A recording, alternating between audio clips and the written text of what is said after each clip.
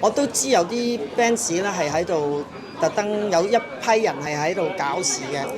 係啊，我知道如果睇報道講嘅嘢，我覺得係會好傷啲歌迷嘅心嘅。咁但係我覺得呢個呢，其實揾阿張雨晨做呢個畫作呢，唔係佢主動俾我，係我初係我叫佢，因為點解呢？我見到佢呢，就即係有啲畫咗有啲畫咁嘅，係點樣呢？係因為嗰陣時佢戴咗有一次我見到佢戴住隻錶，咁嘅錶呢就即係有佢嗰個 icon， 佢個 icon 就係個花啦啦，係嗰隻烏蠅，係嗰隻蒼蠅啦。咁然後跟住呢，我就話哎呀，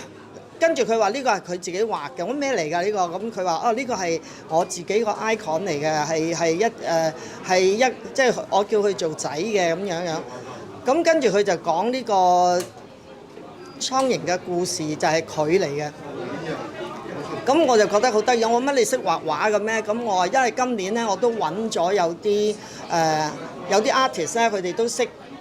即係都係好中意畫嘢嘅。咁我就揾咗佢哋去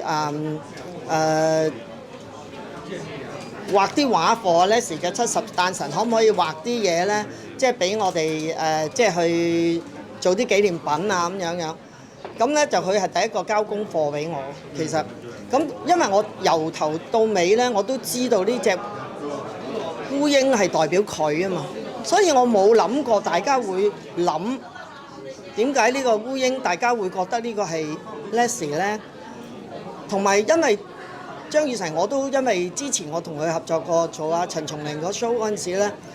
佢即係其實佢個人都係一個冇乜計較，同埋係即係一個好勤力嘅人咯，咁佢之前亦都即係生活亦都好坎坷咗一段時間，所以佢即係嗰陣時咧，我點解會開始同佢傾嘢咧？係因為佢都係一個 Leslie 嘅 fans， 佢係好尊重、好中意張國榮。咁我唔會覺得佢會特登畫一樣嘢出嚟去貶低張國榮啦。我諗如果大家有咁嘅想法，我諗佢仲傷心過我哋咯。即係我知道粉絲嘅情緒係因為我覺得出咗嚟呢件事，可能咧即係都係我哋太匆忙咧去將呢件事去好急咁樣話啊畫咗幅畫，我哋點樣到呢個花啦啦咧就係佢講緊佢自己咯。咁所以大家如果即係我唔知，如果我係唔知呢一個 image， 即係如果我唔知，同埋佢而家唔係今日先至做呢個花啦啦噶嘛，佢係已經喺佢個 IG 度 post 咗好耐，呢個係佢噶嘛，佢都講明佢，所以我即係我覺得係如果我唔知道呢個係佢，我見到一幅咁嘅畫咧，我可能都會我都會好嬲嚇。但係我又唔怪得晒佢，因為同埋佢跟住佢都內疚到不得了，就係因為佢令到啲即係佢本來係諗住致敬張國榮，結果搞到咧好似佢喺度貶